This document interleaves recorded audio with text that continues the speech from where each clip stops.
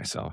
Greetings and welcome to Digital Dating Over 50. My guest tonight is Paul Aaron Travis, a certified sexologist, a sexuality educator, author, and founder of the School for Love. Paul helps singles and couples over 40 create more authentic and intimate relationships through a concept he calls, and it took me a practice to get this, Authintimacy. Authintimacy, and he will say it better. He is also the author of The Spark You've Been Missing. Paul, welcome to Digital Dating Over 50. Thank you so much. And there much. it is. He's holding up the book. Yeah, I'm excited to be here and share the work of 5 years of say the word that I can't say. Authenticity. Authintimacy. Okay. Authintimacy. Intimacy. Okay. We folks, we practice this, and I still, but because of my new teeth, I can't do it. The beautiful thing is there's a little model here that helps people to see that it's all about the blending of authenticity, which is the word you were tripping up on trying to get, which is about the me that I know myself to be, aligning with the me that I show others. And when those two circles are congruent, there's a genuine sense of authenticity. And that's what I call the out-breath. And the complement, full circle, we know that the sun comes up and the sun goes down, the water ebbs and the water flows. And so as we put out authenticity, then we're able to receive intimacy, into me see. It's about how much I'm allowing somebody else to be part of my world, to really understand my challenges. And that's where real support comes from. And we're talking about emotional intimacy. We're not talking about sexual intimacy. Sexual intimacy is a beautiful thing if we have emotional intimacy as well. Some people want to have sexual intimacy without emotional intimacy. Everybody gets to make their own choices. You get to like it how you like it. For me, this model has been so helpful in the participants who've come through my 12-week program called The Great Dating Reset. And we support them in really asking the kind of questions you were talking, Andrew, about being on a little exchange with a woman on Bumble. And what we've kind of forgotten is there's a way that we learned how to drive on the road. It's called driver's education. There's never been, for our era, for our generations, there's never been training on how to use this. We grew up and there were personal ads, there were matchmakers, but we did not understand this whole dynamic. And so sometimes it confuses our brains because there's so many choices out there, and our brains are these amazing things that create all these scenarios. Oh, how would I be with that person? Even just seeing their profile online, we're starting to think about what it would like to have a life with them. And so we work in the Great Dating Reset, and it's outlined in this book, because much more than just dating, but there is a chapter in here that helps people, because your focus is dating, so is mine, on how to slow the process down and really understand, not just like in the same way some people talk about jumping into bed. Some people just jump into dating. Like, hey, you can fog a mirror. Let's go out. And I say, no. You are just setting yourself up for unmet expectations, a lot of energy, psychic energy, financial energy wasted when you haven't done your homework. It's like we don't go out into the garden and think we're just going to pluck a tomato. Wait a minute. We have to plant the garden. We have to nurture it. And so I'm not going to try to find the diagram in here, but there's a really nice kind of a flow chart about how we get into exposure with somebody.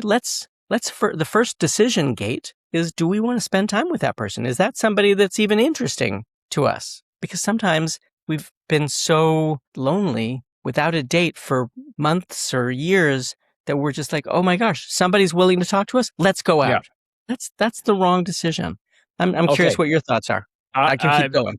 So when Paul came on and we were talking before I hit record, I was chatting with somebody on one of my apps. And we matched over the weekend. So today's Monday. I think we matched Saturday. I didn't see the match until this morning, and it expired. So it was Bumble, and Bumble will say, "Hey, it'll give you the chance to rematch." So anyway, I rematched with her, and I said, "I'm really sorry, I didn't see it, and for somehow I didn't."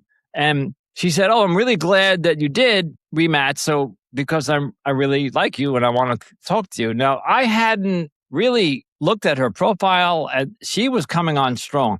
So I said, "Look, I'm at work. Can we chat later tonight?" And then I said, "I'm going to be a little busy, so maybe later." And I just checked with her to say, "Hey, it's 6:30, whatever, and I'll be reaching out to you some whatever." She said to me right off the bat, "Hey, when can you do a phone call?" Now, Bumble, you can do it right on there, so you don't have to exchange, because that'll tell me whether or not we should meet. And I'm like, wow, can we put the brakes on for a second here? Like, we haven't had a full day of texting, just back and forth. I don't know anything about this woman, and she wants to jump into a phone call to see if we should meet. And that's like, so is that somewhat what you're talking about? Absolutely. What a great, I mean, we didn't talk about the details of that, but you were talking about it directly. I'll give you the, this is the flow chart that's in the book. I'll walk you through it. It's not the kind of thing that I really, I should have a big poster, but I don't. But the first decision gate is, I just bumped into somebody at a community function, or, maybe a friend introduced me, or like you say, we meet on a dating app. Let me first take a look at what they've said about themselves. There's a lot that's a visual swipe here, visual swipe there, but get into reading what they actually say. And then, okay, you know what? This person, everybody has their kind of hot buttons, right? I live on an island. I want to make sure that this is somebody who I wouldn't have to travel, hours to get to.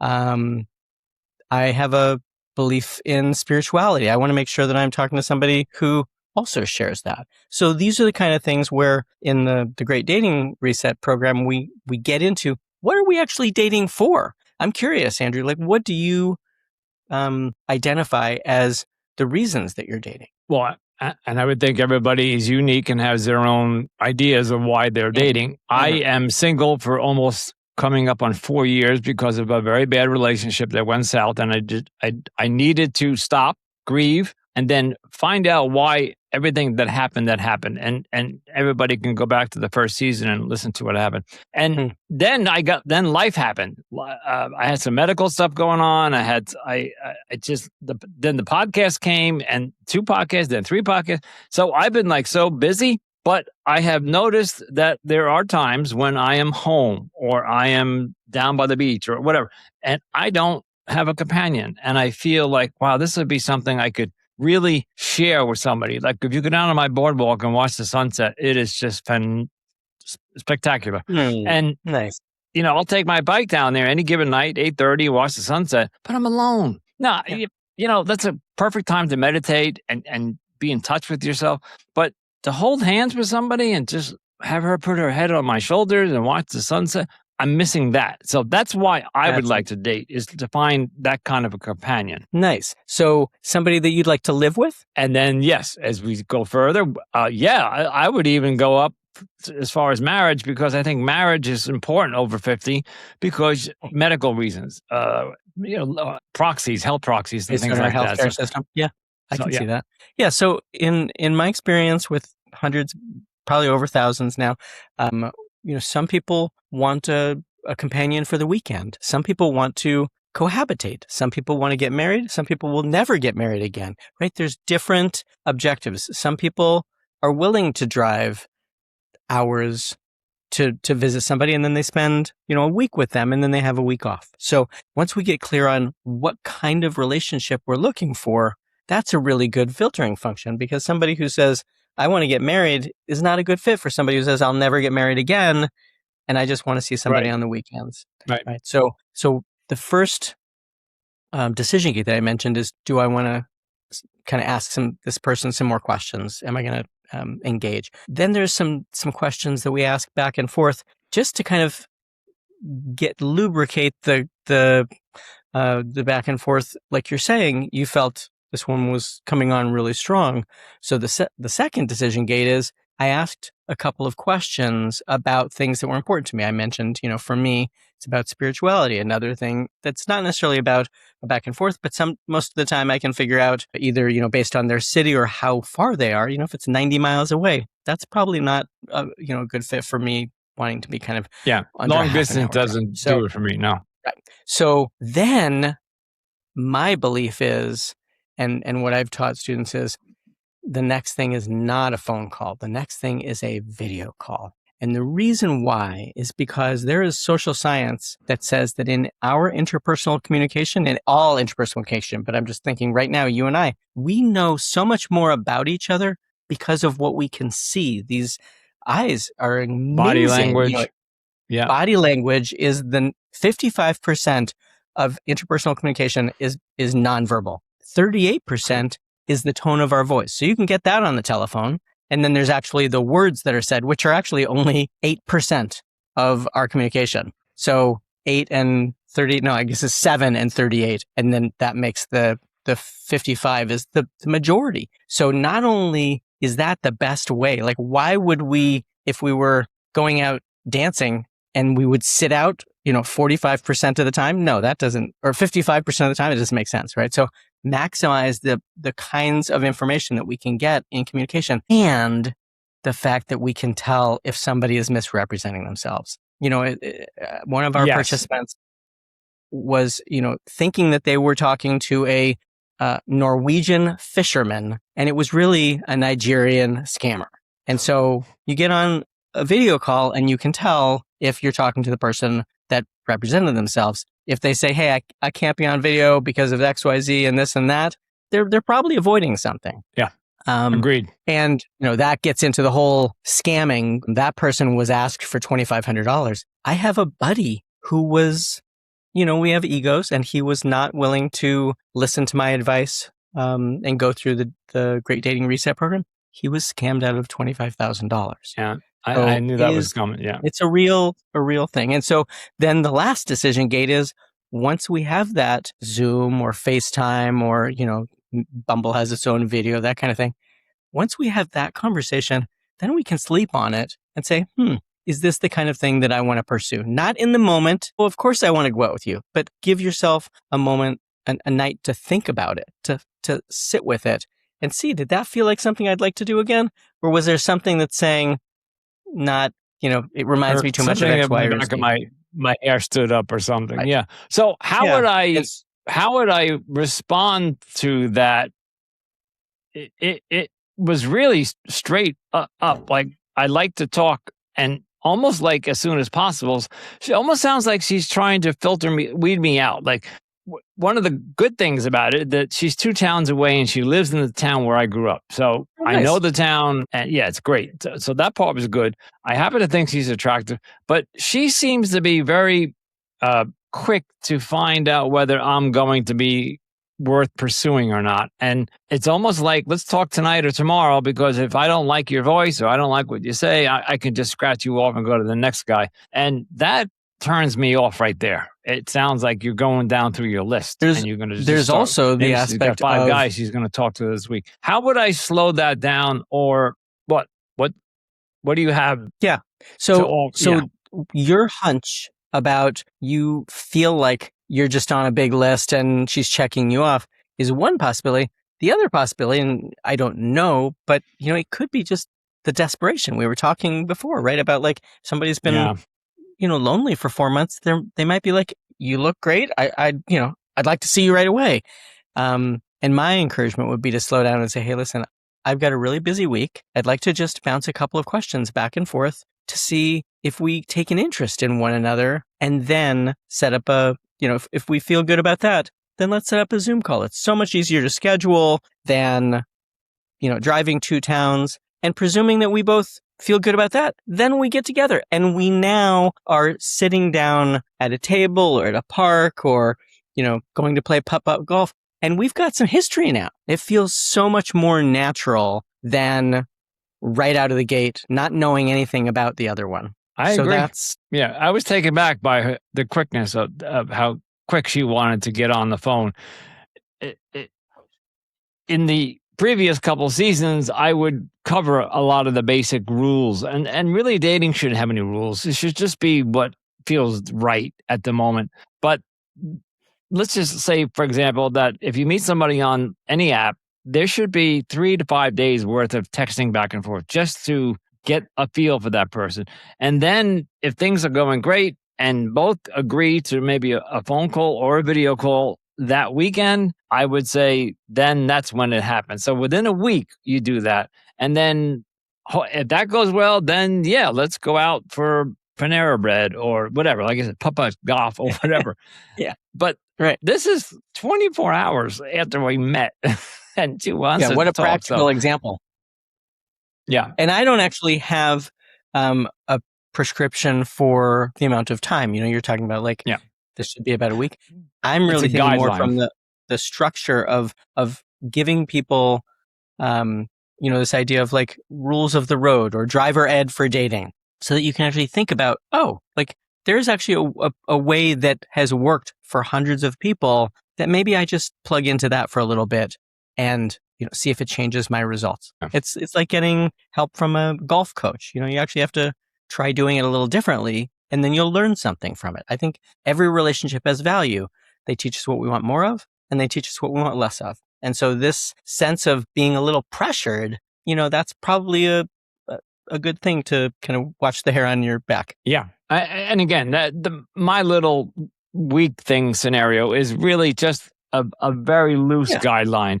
I've had conversations with women on the third night because it just felt natural. And then there were other ones that went for weeks and weeks and then whatever. So you have to play it, that one really.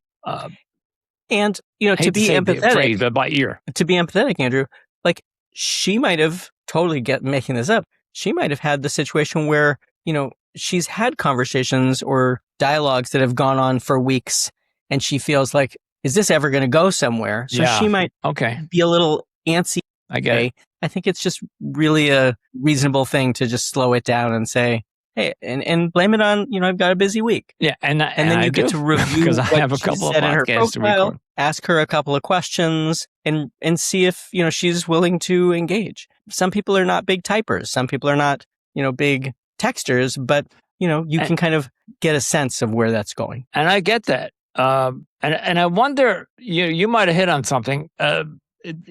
As we get older in the over 50 crowd, there is that loneliness. So there's that. One of the things I set up for the over 50 was many people, that's when the empty nest syndrome occurs. That's when the husbands, I hate saying this, but it's so true. Men die before the women do in a marriage. So the men in their 50s, maybe not so much today because the medicine's better, but they do drop dead of heart attacks. They do drop. There was a gentleman I know that had a stroke at 37 last week. So, wow. Yeah, irrelevant to this, but I just know that men can, at 50, 55, that they're not taking, now there's a new term, dad bod. The women, the younger ladies are into the dad bod. Well, the dad bod is not a healthy body. It's because he's got 10 or 15, 20 pounds on and he may not be exercising. So men can not make it through their 50s. That's not the typical. People are living longer today. And then, of course, you got the divorce. You got people getting divorced. The kids go off to college and they go, oh, okay, now, I can get rid of each other. And this is what's going on. So you're right. Maybe this person has just recently divorced and she's just ready to get out there and being a little aggressive. That's all.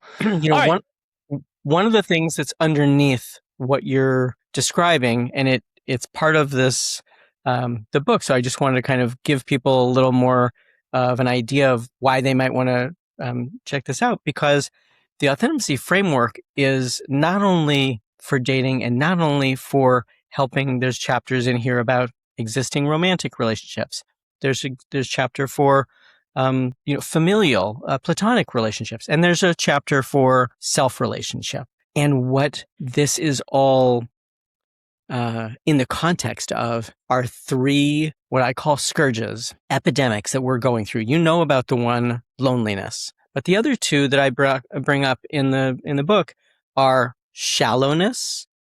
And so shallowness is about when we ask somebody a question, how are you doing? And they just want to say fine and walk away. They don't want to have deep conversations. And this is the antithesis of why I'm dating. I want deep lovership. So I want to be able to get into conversations and hear how somebody thinks about something philosophically, or that they've connected one point with another point that I hadn't thought of. And that feels really good to share that kind of co-creation. And then disconnection is all about how we have, in this electronic society, we've lost human touch. We, have so many things now happen at the click of a button. And so when we start to use the Authintimacy framework to get back connection instead of loneliness, to get back instead of disconnection, and to get depth instead of shallowness, this is why I'm on this circuit and, talking about this book, because I think this is a real healing for our time. Okay. Let's go past my dating life and let's get I'm going to like to talk a little bit more about your school of love.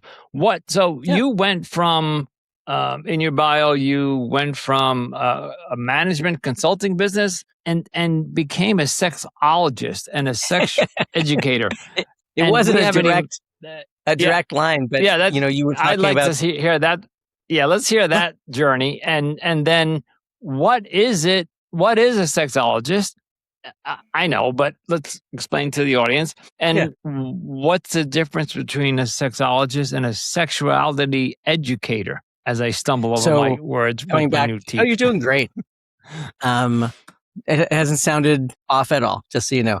I have dental work coming up tomorrow, and so Andrew and I were talking about, sometimes my tooth doesn't know, or my tongue doesn't know where.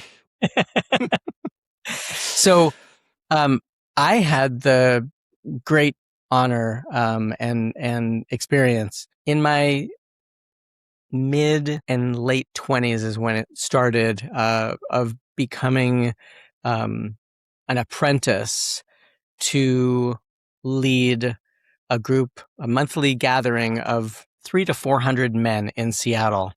We met in the basement of this huge church and would do a drumming circle, and we would share, and it felt like, we talked about connection. It felt so connected. I didn't grow up with a brother. I had a big period of estrangement with my father, and it felt so connecting for me to be with other men and to hear their stories of career experience and career success and failure, relationship success and failure, health success and failure. And so, as I mentioned, I was in this apprentice program, and I became one of the facilitators of this group for years. And I've been involved in men's circles ever since, facilitating, participating in, and I know the challenges of, each kind of decade that we go through brings new experiences and new challenges and new joys. Yep.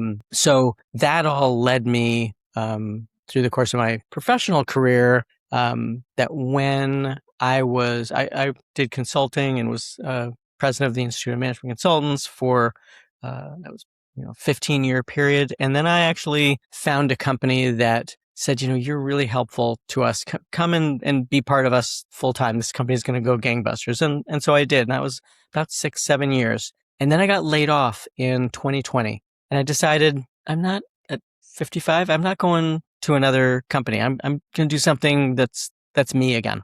And I was dating at the time. And just at the beginning of COVID, I saw so many people freaking out that I said, there is something that I'm so lucky that I have techniques and approaches and groundedness that I'm feeling good about my dating, where everybody else, they lose the ability to see somebody's mouth and they can't be. And it was truly terrifying for many people. You may have felt something like that, Andrew. And so I decided at that time that was what I was being called to, was teaching dating programs. And so the School for Love was born, schoolforlove.com. And in the process of teaching my first couple of programs, so much of the conversation revolved around sexuality. And I knew since my divorce 13 years ago how much I've gone through kind of a renaissance in sexuality that I never learned when I was a kid. In fact, Forbes magazine reported republished a story about research that found that 90% of American adults feel that the sexuality education that they received underprepared them for real world relationships. And so I realized that needed to be part of the dating curriculum for the School for Love. And so not only is there schoolforlove.com, there's now also schoolforlovers.com. And so people can kind of feel into where they want to learn more. Schoolforlove.com is about relationships, dating, emotional intimacy. And then School for Lovers is about sexual intimacy and pleasure, both like learning to accept pleasure for ourselves, because if we can't experience pleasure for ourselves, it's hard to expect somebody else to be able to bring us pleasure. And, to really help people let go of the shame. Like, we're all sexual beings. Sex is a completely normal part of the world, a normal part of our life that the commercial part of our world has wanted to make. And so, we grow up being told, you can't possibly talk about masturbation. You can't possibly, you're over as a human if you ever get a sexually transmitted infection. Well, that's not true at all. Everything is addressable now with a medicine or a cream or a shot. And so there's so much taboo that the School for Lovers is all about helping people realize sex is a completely normal part of our life that we should be happy to be able to be part of, as opposed to ashamed that we ever have the thoughts. I had a guest on very recently that said something so profound that it was so simple. And when I have another guest on and I feel like it's time to say it, I want to say it, because people, although maybe today we're starting to open up more and more with, like, if you listen to some of the podcasts out there, there's a lot of sexual talk going on, but this is new. If you go back 10 years, 15 years, people were still like, no. Every single one of us on this planet are here because of an ejaculation and an orgasm, or intertwined. And why are we so afraid to talk about that? That was the profound statement. Yeah. We're here because somebody had an orgasm, but oh my God, we can't talk about that. And it's depending on the culture, and it's taboo. And even in our own country, in some of the religions, there's just, you can't talk about it.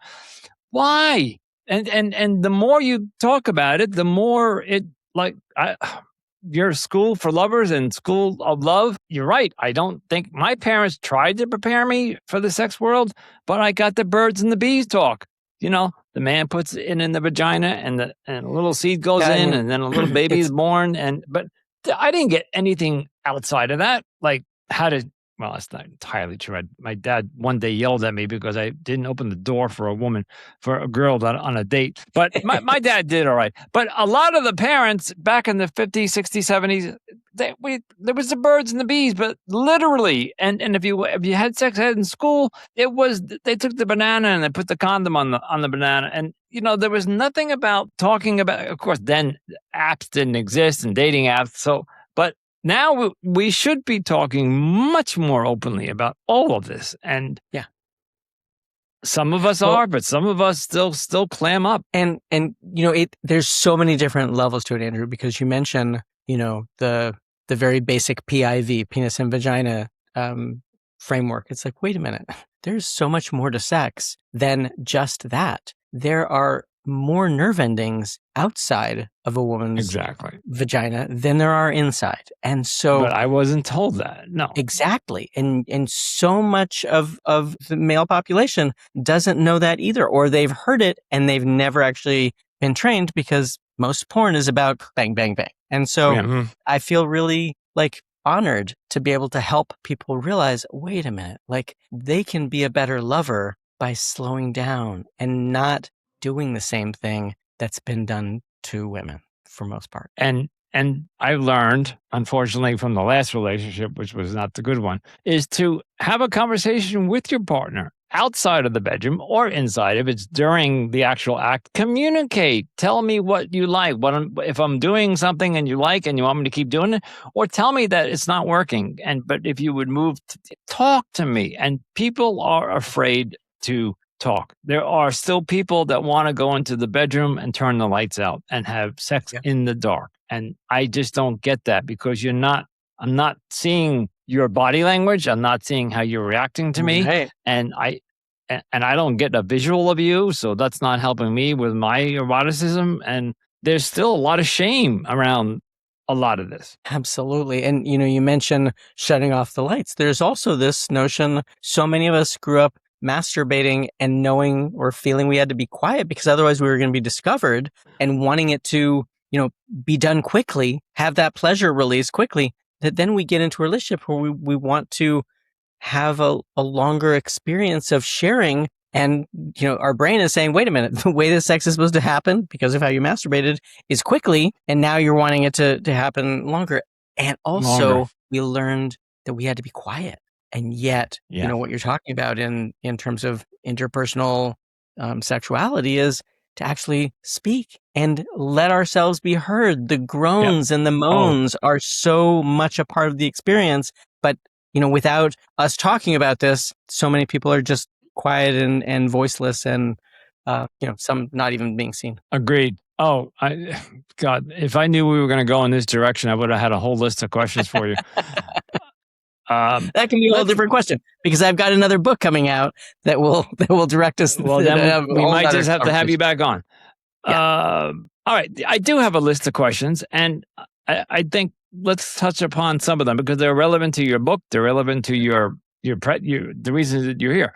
All right. So many people over 50 say dating feels much harder now. And is connection generally becoming more difficult, or are we simply more guarded after divorce, heartbreak, and or disappointment? I mean, I think all of the above. The data from Pew Research a few years ago found that the majority of people, and this is across generations. I don't know where that thumbs down came from. I think my hand gesture, but that wasn't my intention.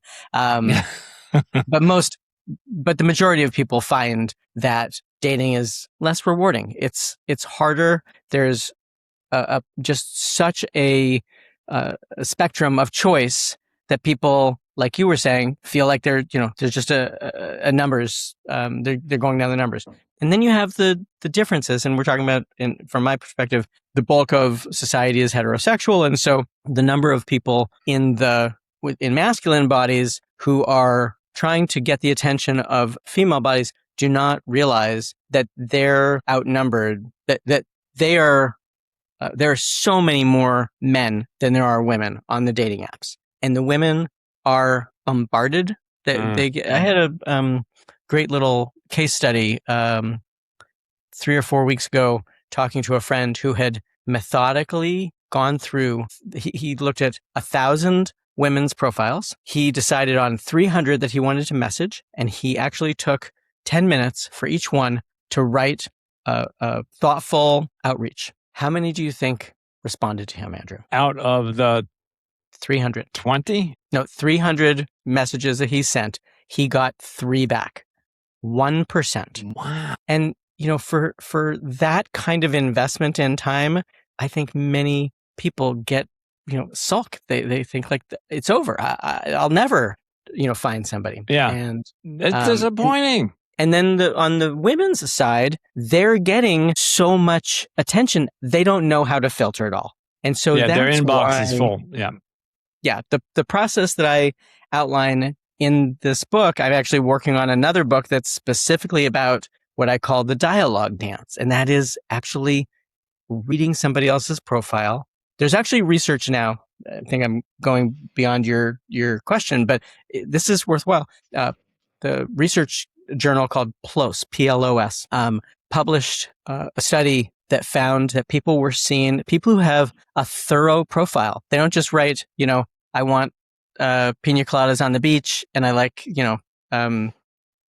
I like hot yoga, but they actually write something that reflects something about themselves. They found that those people are perceived as more intelligent, funnier, and more creative. And so in the Great Dating Reset, I talk to people and say, stop with the swiping.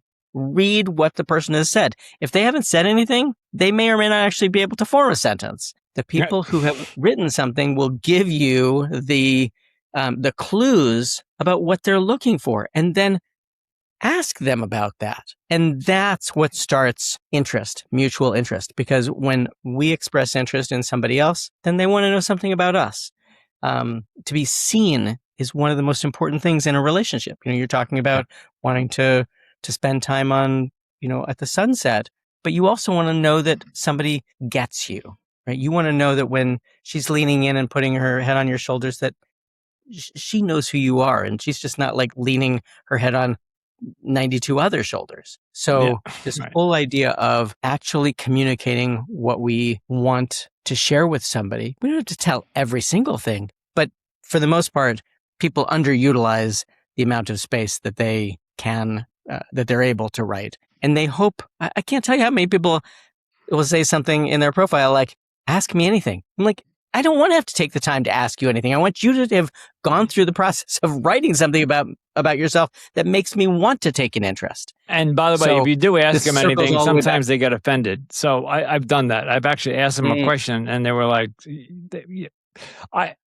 this is something that I'm going through, and I think a lot of the over 50 and we'll use yours, over 40, who let's say they went through a divorce or they went through a bad breakup and they took some time apart. And like I did, I took literally, I think I'm closing up 3 years of being single. And all of a sudden, and by the way, I was very codependent. So when this relationship broke, and I was panicking. Where am I going to find somebody to replace her? I need somebody on my arm. And thank God for my program and my friends and support circle said, hey, stop. Take a breath and slow down. For the first time in many, many years, I had friends come to me and say, because they just saw me cycle women like over and over, every 2 years, whatever, take some time off. So I did. And guess what I found? Independence. And I found, wow, I can spend time by myself, and I am not afraid to be home on a Friday night or down at the beach on a Saturday afternoon. For one of my seasons, I complained the whole summer, I don't have anybody to go to the beach with. And people were saying, go by yourself. All right. This is leading to a question. So now I have found my independence and I'm loving it. I can come and go as I please. And I make my dinner and whatever, watch TV when I want. But if I'm dating and I'm going to invite somebody into my life. So here comes the question. At our age, people often arrive with very defined lives, routines, and expectations. How do we make room for another person without feeling that we're sacrificing the independence that we have built? Because that's where I'm at right now. A great question. Yeah. Well, I know that there are a lot of people. We talked about like what is somebody's intention for dating? Cohabitating, just going out. And there's nothing wrong with going out. I love having my own place, and a date will have her own place, and we'll share time at each other's place. But like we don't really have at this point the incentive or the desire to move in together. And so that I think is what you're getting at. Like, how do we? And let's take it in two different levels. Like, one is, do I want to fit somebody else into my life, or do I just want to make it a special time where we go out and then I have the rest of my life? Both are completely legitimate. But there's a making space for somebody that, hey, I want them to get to know my bridge club, or I want to take somebody and they can kind of rotate in on my pickleball tournaments. That's one level. I was just thinking pickleball because I play pickleball. Yeah. And then I'm an avid pickleball player. Awesome. Yeah. Well, I'll tell you, the island that I live on, Bainbridge Island, is where pickleball started in the 60s. There's a whole commemoration of how that happened. That's fascinating to me because I didn't know about pickleball until only 5 or 10 years ago. So then the idea of, well, wait a minute, now I'd like somebody to actually live here. So, being able to kind of condense some of the closet space, right? I actually have to Yeah. start to. I remember a quote years ago that really stuck with me, and that is, if you want to move, start packing, right? Because you can talk about moving, and all of a sudden, like everything's, feels behind. If you really want to feel what it's like, start making some room for them and realize that, they're going to have a sewing machine or, they're going to bring other Well, things. So they'll have a favorite lazy chair, lazy boy. two relationships before the last one, or one before. She was very local. She was the next town over, and I would come over every night after work, and we would have dinner and watch a movie and maybe be intimate, whatever. And then I would go home. And then after like a couple of months, she finally said to me, "Why don't you stay the night?" Because I had a 2 mile drive home, 10 minutes, whatever. So that's when we slowly bring the toothbrush over, or you buy a new toothbrush and keep it there. And then the antiperspirants, and then, maybe a towel, whatever. That's A the drawer. slow migration of, I'm not living there, but I got my stuff there. So if I get up in the morning, I have, my toiletries, or if at night when I need to, if I wear contacts, at the time I was wearing contacts, so I have my contact solution there, whatever. That's a slow, but that was in the midst of building that relationship. Now I'm single, and I don't even know how to explain this, but if you looked around where I'm living and sitting right now, it's a freaking mess. So And it's yours. It's nobody else has to figure out where things are. But I don't know if I would bring a woman over to my place. Like, so let's say we go on a couple dates and I bring her back. She says, "Let's go back to your place for ice cream or something. Let's buy ice cream." I would be like, of course, I've cleaned it, but yeah, I'd be ashamed. And I was talking to somebody on Reddit the other day, and they were like, "All you got to do is get her from the front door to the bedroom. If you could just bypass the dirt, I'm like, but no, maybe we don't want to go straight to the bedroom. Maybe we want to sit in the living room for a while. So there's that whole thing about men have to be, you got to keep your place tidy and clean and have it smell like nice. And it was funny. I got flowers from the dental surgeon because these things cost a lot of money, and they sent me flowers the next day. What a difference it made in my kitchen. What a smell. It was a beautiful, like, all of a sudden I'm like, oh, geez. So that told me that my kitchen doesn't smell that good. Because, but it's just because I need to take the garbage out more often, or maybe I just got to wash this, whatever. This thing. And if it makes you feel any better, I dated somebody 3 months ago, where when I went into her home the first time, she had a rhythm of it being dirty. And so it's not just guys. It's everybody has their own comfort level in terms of what they like. And, it's also one of those things that I would encourage you to say, hey, I cleaned. It's probably not as clean as you keep your place, but, it's a start for me, or something like that. It's a big step for me. Yeah. And I keep telling myself each weekend I'm going to start in one little closet or one part of the house and just start there. You got to start somewhere, right? And it just doesn't get done because some life happens. And the incentive of having somebody come over for the first time in a long time, especially somebody you want to impress and you want to come back, that's a good motivating factor. Yeah. Well, so I think that's what's going to move my butt is when listen, I've been on many, many dates over the last couple of years, but they just didn't go anywhere. There was just maybe a 1 or 2 second or third dates, but it fizzled out. So it would have to be with somebody. I realized that there was a question you asked that I realized I'm not sure if I ever came back to answer, but okay, go ahead. It was about how, is it really more difficult now? And I think the dating is difficult. I think that the amount of choice, I think that the fact that we get to the point of realizing it's such a bad numbers game. I have some really great techniques that are going to come out in the Dialogue Dance book. And, being supported with others, not just kind of looking at a article in Cosmo or Men's Health and saying, oh, that's a new thing, but actually being part of a group that's consciously following a structure, I think is really supportive. Kind of like, the program that you participate in, right? It's good to know that others are working with the same ideas. Yeah, good analogy. The the title of your book has the word spark in it. So I have another question Yep. for you because about chemistry and spark. So, how can we tell the difference between a healthy chemistry and being attracted to a familiar but unhealthy relationship pattern, which is something that I have? And some people will feel an immediate spark and assume they found the one. All right. And like almost like this woman I think I talked tonight. I think she found the one, Mm. although that's what she wants. So others experience attraction and that develops slowly. Do we place too much importance on instant chemistry? And I kind of threw two questions at you there. So Yeah.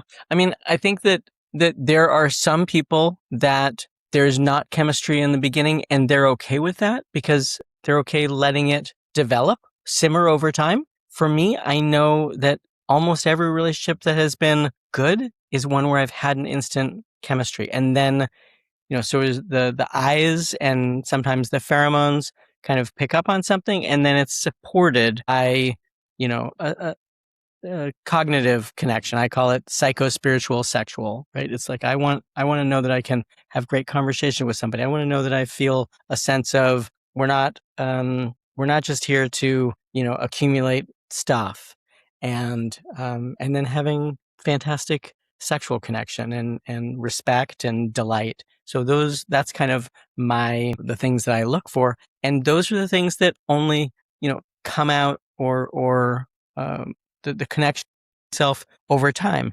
There was the first question I'm trying now. I'm realizing I lost it. There was about the difference between chemistry and familiar situations familiar, that are unhealthy, right? dysfunctional. I think that is the reason I put my arms up is because it's so important and so little talked about. I think so many people, we all hear about this situation of somebody who's in a battered wife relationship and then they get into the same kind of situation again and again. And I just am not victim blaming at all. I'm just saying it is so easy for our bodies and our wiring to know what things feel familiar and think that's a good thing instead of saying, wait a minute.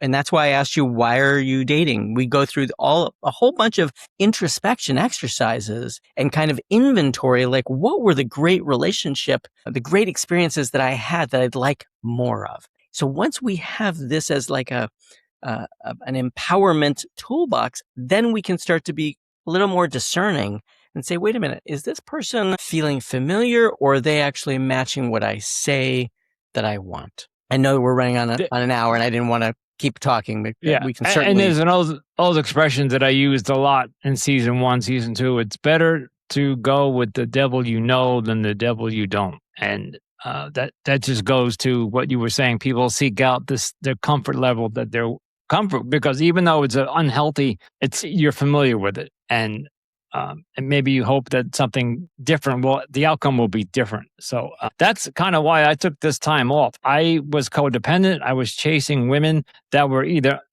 they were just, what is one of the attractive, avoidant, attractive. Yep. Anxious and avoidant. I'm the anxious and they were the avoidant. And it seems that there was a pattern that 3 in a row I picked that way. And now I'll be very curious because I have done work in myself and I've changed a lot of things about myself. And I would like to see who I attract this time. And it's going to be interesting because I won't know right away. It'll take some time. So I'll be interested to hear next time I come back. Okay, yeah, I think we need to have you back because I think this conversation is so much more deeper. And I literally have 2 more pages of questions, just like the ones you heard, and I think they need to be talked about because we are, forget the hookup culture. We are the 40 and 50 and over. You know what I'm finding really fascinating is, and it's always been there, but it was underground, is the ethical non-monogamy relationships and the polyamory, and is big now, and it's everywhere. Every other podcast is talking about it. There are these clubs popping up everywhere. And I talked to a woman today who her husband became very ill and he just couldn't perform. And a couple of years went by and he said to her, "Hon, I can't fulfill your needs. I want you to go out and get them on your own. And she did. She went out and found a boyfriend, but it was strictly for sex. And to me, that concept is still foreign, even though the husband gave her his blessing, and we were chatting about it. And unless I'm in their shoes, I don't know what it really feels like. But today, there seems to be this huge thing towards this new world of ethical non-monogamy, where husband and wife, hot wifing. Have you heard that expression? It's just the guy goes and watches his wife getting banged by other guys, and it blows my mind. I don't know. It happened 20 years ago. I know it was going on because I actually went to see one back in the 80s. But it's open now. It's everywhere. What are your thoughts on that? I think that's a whole nother, that's the launching pad for our next talk, because it's not a 2-minute discussion.